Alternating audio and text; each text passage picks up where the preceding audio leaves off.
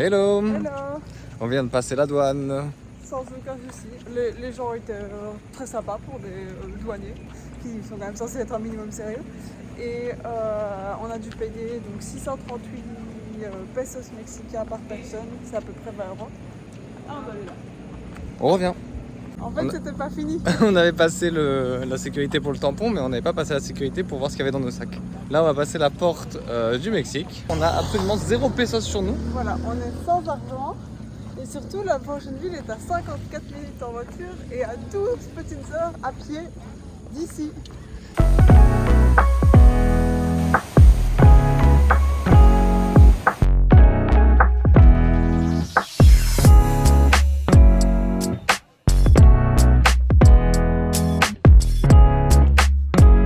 Hello! Hello! On arrive de nuit, on est à Palenque. Il est 19h11, on vient seulement d'arriver. C'était beaucoup plus long que ce qu'on a pensé. C'est la première fois qu'un trajet de bus public nous prend beaucoup plus de temps que ce qu'on voit le temps de conduite écrit sur Google Maps. Bon, déjà commence par le fait que le bus de ce matin, Il y avait 1h30 de retard. Voilà, ça. Et en plus, il a pris 6 heures pour faire les 4h30 de trajet. Et puis après la douane. Et puis après ici, le dernier bus, il a fait un détour, je sais pas compris. Et donc du coup là on arrive à l'hôtel, on va poser les sacs et puis on va essayer de trouver de la nourriture en street food. Hello! Hello! Il est 5h30, on attend la shuttle pour aller passer 2 jours dans la jungle. Il pleut depuis 2 jours maintenant et on n'avait pas d'hôtel ce soir, donc on s'est dit que passer une nuit dans la jungle c'était une très bonne idée. On a réservé directement avec notre hostel, on n'a aucune info, donc on ne sait pas où on dort, on sait pas grand chose en fait. Juste on a payé un tour et on attend que la personne vienne nous chercher. Voilà. Donc en gros l'idée c'est que à 2h30 de route de Palenque, à la frontière du Guatemala et du Mexique, il y a 2 sites archéologiques vraiment bien. Et donc depuis Palenque, il est possible d'aller jusque là et le plus simple c'est avec des tours. Donc de base on comptait prendre un tour pour la journée pour aller voir. Donc c'était à peu près 1000 pesos par personne le tour. Et puis on n'avait pas de nuit pour la nuit suivante comme Antonin l'a dit. Et on a vu qu'il y avait un tour à 1800 pesos où tu avais la nuit comprise dedans et du coup tu as toute la nourriture, etc. au fur et à mesure.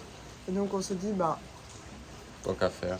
quitte à pas avoir de nuit, autant la passer dans la jungle. Et donc on doit visiter les 2 sites archéologiques plus une visite dans la jungle. Sauf que ouais, on n'a pas de On n'a masse. aucune info. Non, pas de masse. Donc là on espère juste que la navette va arriver. On espère que le tour va être bien. Et voilà.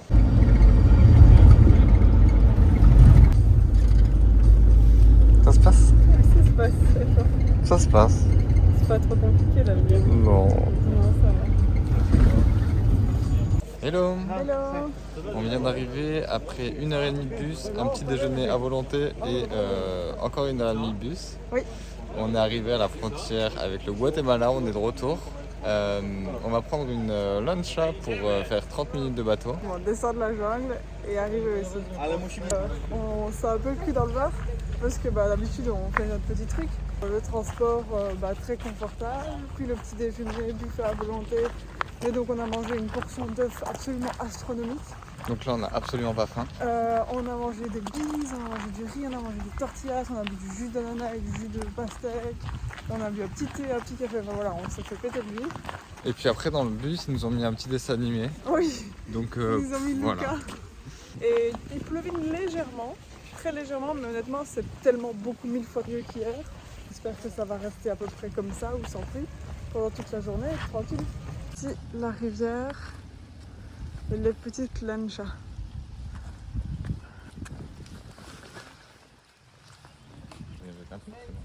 Quoi? Ouais, les gens ici, ils jettent des trucs dans la nature comme si la nature en entier c'était une poubelle. Ça nous fait un peu péter les plombs. Genre ils sont dans les bus et puis après ils prennent leurs bouteilles et puis ils les jettent par la fenêtre du bus. Donc voilà, mais c'est pas du tout la même culture du coup. Bon, ça excuse rien, mais voilà, c'est comme ça.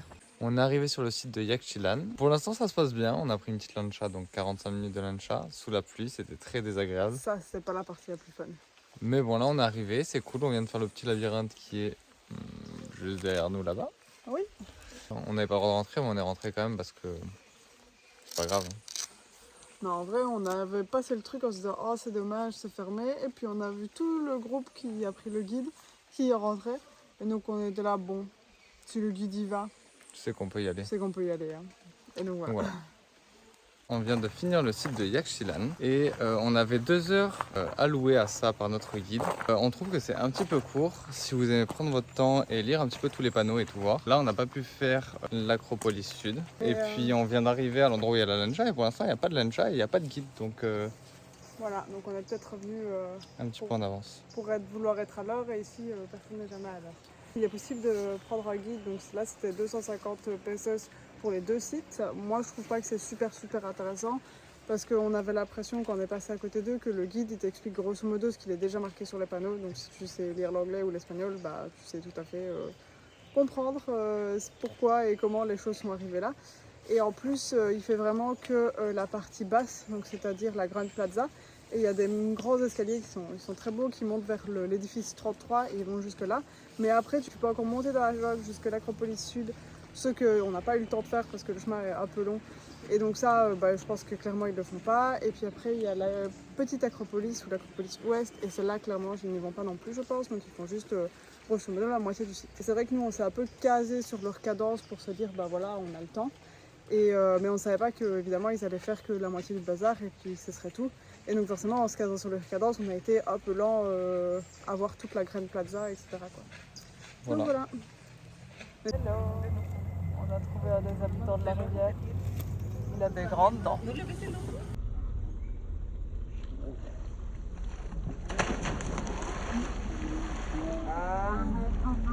On a repris le bus pour aller manger. Là, on a eu petite soupe, plat. On a goûté le mollet, c'est une spécialité locale, avec plein d'épices différentes. Honnêtement, c'est impossible à décrire parce que j'ai pas la moindre idée de ce qu'il y a dedans. Et en plus de ça, ça change en fonction des régions, etc. Donc exactement. Chacun met un peu ce qu'il veut dedans. C'est ça. On nous a dit qu'il y avait du chocolat dedans. Et donc ça donne, je pense que le chocolat, c'est ce qui donne cet aspect un peu brillant à la sauce. Donc voilà. Et puis au petit dessert, une petite mousse à la patate douce apparemment. Et puis on a été visiter le deuxième site, donc Bonampak. Il est moins grand que celui du matin, oui. Mais il est beaucoup plus ouvert, je trouve, et donc ça donne un aspect de grandeur. Oui, un très grand bâtiment en tout cas. C'est ça. Et donc c'était très joli, on a eu toutes les explications du guide et tout, donc c'était vraiment cool. Oui. Après être monté sur les escaliers de la structure de Bonampak, tout en haut, il y a 3 plus petites structures dans lesquelles on peut rentrer. Et dans ces structures, il y a des fresques qui sont extrêmement bien conservées, encore pleines de couleurs, et qui représentent des scènes de la vie quotidienne, des scènes de bataille, des scènes de victoire, et même des scènes de torture des perdants. Donc sur les 3 pièces, on peut rentrer dans 2 seulement. C'est le seul site archéologique où on a vu des fresques jusqu'à présent. Et en plus, elles étaient vraiment bien colorées et elles racontent vraiment l'histoire du lieu. Donc c'était super intéressant. Hello! Hello! On a fini les visites de la journée et du coup ils nous ont amenés jusqu'à l'hôtel.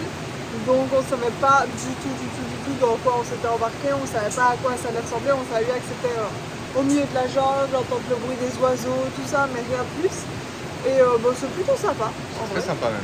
Donc ici on est sur la petite terrasse qui est à l'arrière de l'endroit où on va dormir, qui donne directement donc, sur beaucoup de végétation et surtout là on a la rivière qui passe juste derrière, on entend d'ailleurs le bruit de la cascade. Et donc ici on a de lit douce, sinon les fenêtres c'est tout ouvert, il y a un gros moustiquaire bien épais, t'as tous les bruits etc. de l'eau en toute la nuit, donc voilà. Il y a une petite fresque murale là face à nous, on est là. Voilà. Et c'est la porte d'un de voilà ici. On savait même pas si on allait avoir de l'eau chaude, on se dit à tout moment, ça va être d'eau froide dans la jungle, la base. Non, elle nous a dit qu'il y avait de l'eau chaude. À voir. C'est vraiment un bel endroit. C'est vraiment juste dommage qu'il fasse pas beau parce que du coup tu peux normalement aller te baigner dans le fleuve. Et donc demain on reste ici jusqu'à 5h de l'après-midi. Et donc on a la visite dans la jungle à un moment donné dans la journée, mais je pense qu'on aurait du temps pour aller se baigner, mais on n'a pas pris nos maillots parce que Ça va pas. Hello, après une nuit dans la jungle, on a fait une balade de 2h30 dans la jungle pour arriver ici où on a pu se baigner parce que là derrière c'est super profond, il y a une cascade là devant, on a fait plein de films avec la GoPro. Et là ça va à mon avis bientôt être l'heure de retourner, mais c'était vraiment très cool.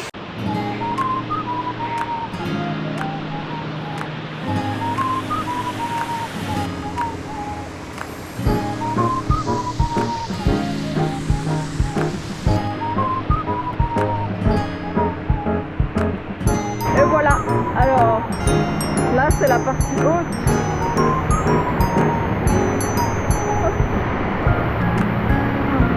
Là c'est Antona. L'eau est un peu fraîche. L'eau est un peu fraîche. Ça c'est surprenant. La vie est belle. La vie est belle. Hein. On s'en sort pas trop mal.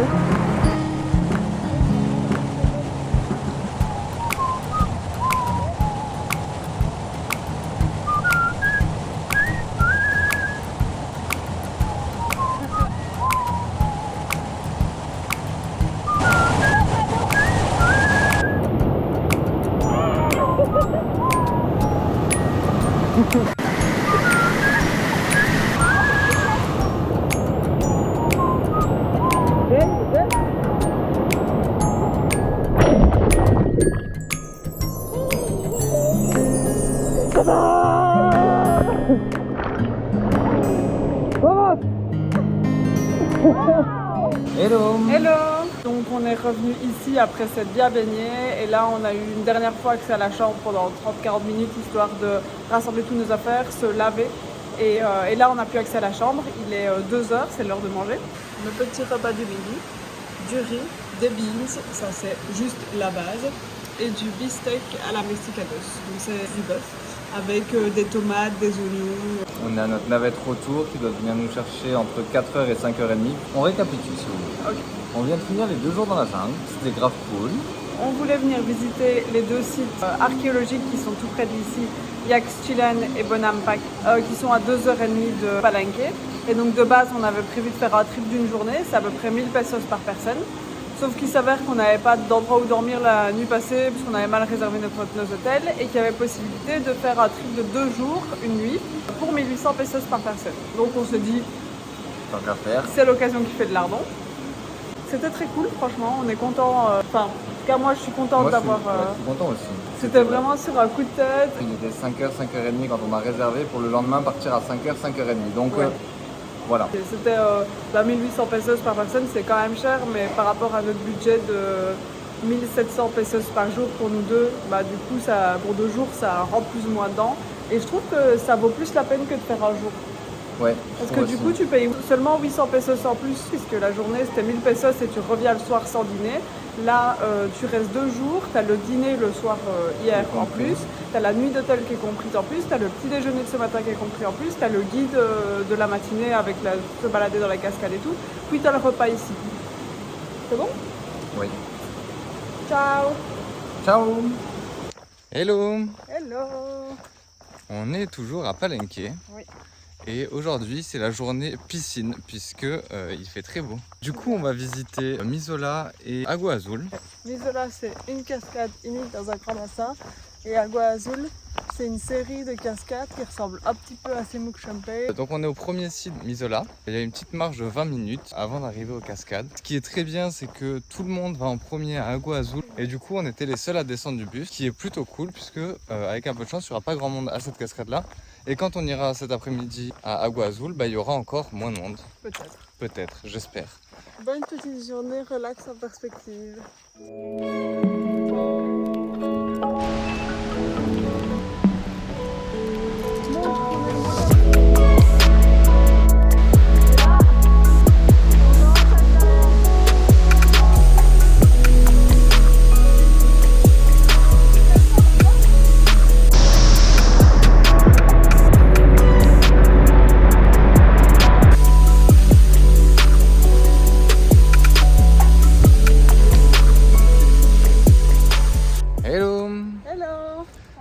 De Misola. On a vu la cascade, on a pris le temps de se baigner un petit peu. On a été derrière la cascade, c'était super chouette. Et donc on a eu le temps de rester 1h10 je pense. Et puis des touristes en masse ont commencé à arriver avec des guides. Et c'est pas un très grand espace, t'as vraiment devant la cascade où tu peux mettre le trou d'eau avec la cascade. Et c'est à peu près tout. Et donc dès qu'il y a une petite dizaine de personnes, bah, c'est vite encombré et il y a des gens devant toi, tu vois plus si bien la nature. Il y a l'embrun de la cascade, ce qui fait que le sol est mouillé globalement, donc tu peux pas t'asseoir et poser tes affaires. Donc déjà il n'y a pas beaucoup de rochers assez plats pour pouvoir se mettre et le peu qu'il y a ils sont mouillés et tu te prends de l'eau tout le temps dessus donc... C'est agréable un moment mais tu vas pas rester des heures comme ça quoi. Donc oui, on s'en va et on va à Agua Azul. Agua Azul est plus grand comme site et donc on espère pouvoir aller jusque là et pouvoir manger là-bas. À tout à l'heure. À toutes. On vient d'arriver aux cascades. Agua Azul. C'est très joli. Oui, on a vu les premières cascades. Et là, on traverse toute la série de restaurants touristiques. Puis on va aller voir ça d'un peu plus près. Ici, l'entrée du site, on avait vu sur internet que c'était 40 pesos par personne. Et en fait, c'était 25 pesos puis 40 pesos. Donc ça fait 65 par personne. Donc ça fait un peu monter le budget. Mais heureusement, on a apporté de quoi faire des petits sandwichs ici à midi. Donc on va manager tout ça. On va compenser.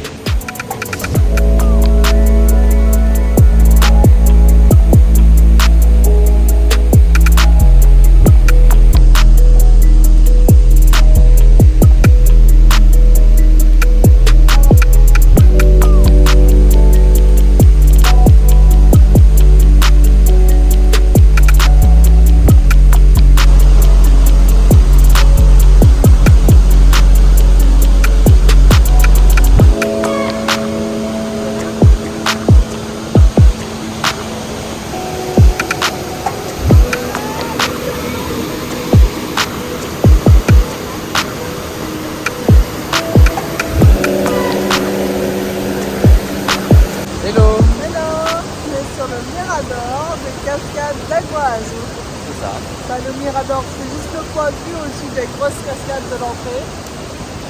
Je pense qu'il faut qu'on arrête de faire des vidéos au niveau des cascades parce que je crois qu'on n'entend rien à chaque fois. On va juste avoir un son pourri de cascade sur tout le long de la vidéo. Voilà. On a profité du calme et de la vue. Il y avait des petites cascades aussi, c'était trop mignon. Et on se baignait un petit peu. Mais du coup, il est 4 heures, il est poussière. Je pense que la journée va toucher tout doucement à sa part. Parce qu'il y a encore 1h30 de route. À un moment donné, il faut savoir rentrer. Enfin, rentrer. On s'entend.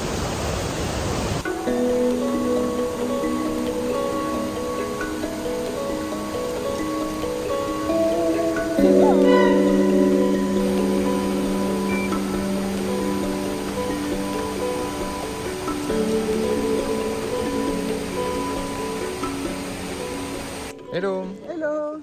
C'est notre dernier jour à Palenque et du coup on a décidé d'aller visiter les ruines de Palenque. Voilà. C'est une ville qui est apparemment un peu plus petite que Tikal ou que Chichen Itza, mais qui est très riche en gravures, en inscriptions, etc.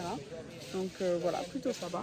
En termes pratiques, donc ça nous a coûté 20 quetzals pour aller... C'est toujours pas des quetzals. En termes pratiques, ça nous a coûté 20 pesos pour aller de Palenque, la ville, à Palenque, la cité et les ruines. Que c'est pas la même chose. Et puis après l'entrée, moi j'avais vu sur internet que c'était 35 pesos pour l'entrée au parc national et 75 pesos ou 75 pesos pour vraiment l'entrée ruine. Et en fait, petite surprise de taille, finalement ils ont modifié le prix, je pense que c'est à cause du Covid. Et donc on est plus sur 97 pesos par personne pour l'entrée du parc. 97 ça fait 97 pesos pour l'entrée du parc. Et puis 85 par personne pour l'entrée aux ruines. Donc c'est plus le même budget. Donc voilà, petite info si jamais vous passez par là.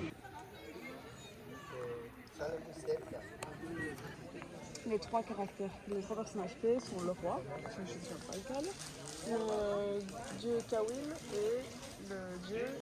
Et on vient d'arriver sur une place avec plein de constructions mayas. Elles sont ultra jolies et du coup il n'y a vraiment personne puisqu'on n'est pas censé être là. Mais c'est très joli puisque toutes les pierres sont couvertes de mousse et on est vraiment tout seul, quoi. Donc c'est vraiment cool. Faut braver parfois un peu l'interdit pour profiter du spectacle.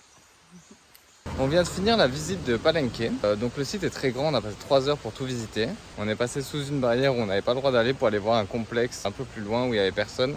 Parce que en fait la moitié du site est fermée. On ne sait pas pourquoi, on pense que c'est à cause du Covid mais on n'est pas sûr. Les choses principales, genre le Grand Palace, les temples des inscriptions, etc. sont bien sûr ouverts. Mais au début, tu as le groupe 1, le groupe 2 que tu ne peux pas accéder. Puis après, il y a 2 petits temples près du temple du soleil, du temple de la croix où tu ne peux pas les accéder non plus. Puis tu avais le groupe C, puis tu as des cascades où tu ne peux pas accéder au point de vue. Enfin, ça commence à faire beaucoup de choses qui étaient fermées à notre goût. Et là, on se dirige tout doucement vers le musée pour pouvoir visiter le musée avant d'aller chercher un coin pour manger. Et sinon, au niveau de mon ressenti du site, je trouvais que le Grand Palace, c'est une des structures les plus impressionnantes qu'on ait vues. Elle est vraiment immense et très longue. Et sinon, au niveau des gravures, ils ont vraiment des magnifiques gravures restant sur les temples. Alors c'est juste, tu les vois de loin parce que tu peux pas monter sur les temples. Il n'y a aucun temple, je crois, sur lequel on peut monter ici. Mais bon, d'un autre côté, si les gens pouvaient monter, il y aurait sûrement plus de gravures puisque tout le monde toucherait et puis ça partirait, quoi. Ouais, je trouve que le site est bien restauré / conservé. Ouais. Et que du coup, ça le rend impressionnant. C'est ça. Si j'avais juste une seule note à faire, mais ça vaut pour tous les sites, je trouve que sur les panneaux d'explication, puisqu'on lit tous les panneaux d'explication, ils expliquent des choses qu'ils ont trouvées à l'intérieur. Ils disent voilà, on a trouvé telle gravure, ça contient ça, ça, ça. Et je trouve qu'ils pourraient mettre des dessins, une représentation des stèles, etc. qu'ils ont trouvées à l'intérieur pour que tu puisses visualiser en fait ce qu'on est en train de t'expliquer. Parce que là, on te dit à l'intérieur, on a trouvé ça, mais vu que tu peux pas aller à l'intérieur, tu ne le vois pas et c'est sûrement plus à l'intérieur d'ailleurs. Des fois, je manque un peu d'aide visuelle, voilà, de palpable. En fait, toutes les stèles dont il parlait dans le site archéologique étaient dans le musée qu'on a visité juste après. Donc ici, vous pouvez voir quelques éléments. À noter que les autres sites archéologiques n'avaient pas de musée, donc ma remarque vaut quand même pour les autres sites archéologiques. Après la visite de Palenque et le musée, on a été à Alux Ecopark. C'est un parc animalier qui s'occupe de récupérer les animaux qui sont issus de l'exploitation ou du braconnage, et soit qui s'en occupe pour pouvoir les réintroduire dans la nature, ou alors s'en occupe tout simplement si la réinsertion n'est pas possible. Hello. Hello. On vient de passer la partie avec les éléphants de mer, donc ils sont fortement submergés dans une eau trouble, donc c'est difficile de voir. Mais il y avait un employé là-bas qui nous a fait rentrer en mode discrètement, en mode chut, dites pas. Il y a les flamants roses qui se prennent la tête derrière. Et il nous a laissé nourrir les lamentins avec des petits bouts de carottes, pommes de terre et tout, en mode chut, ne dites pas, etc. Donc on est rentré, c'est cool. Donc c'était trop cool. On mettra une vidéo de Chloé qui nourrit un lamentin. Et il y avait 3 bébés et une grosse maman. C'était trop bien.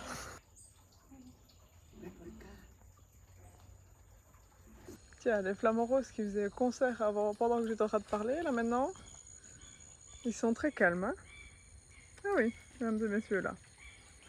Ah, qu'on est calme. Plus personne qui parle. Le parc s'occupe de plein d'animaux qu'on n'a pas l'habitude de voir. D'habitude, on n'est pas très zoo, puisque c'est juste enfermer des animaux sauvages dans des cages ou des enclos. Mais là, vu que c'est un parc qui s'occupe de la réhabilitation, c'est beaucoup plus intéressant à voir et c'est cool pour les animaux. En plus, il y a plein de petits panneaux qui expliquent un peu leur histoire, comment ils se sont retrouvés ici. Et c'est cool de voir que les animaux sont sauvés de l'exploitation humaine. Par exemple, là, vous avez Enzo qui était utilisé comme mascotte dans un restaurant, qui a été récupéré par les autorités et confié au parc pour s'en occuper.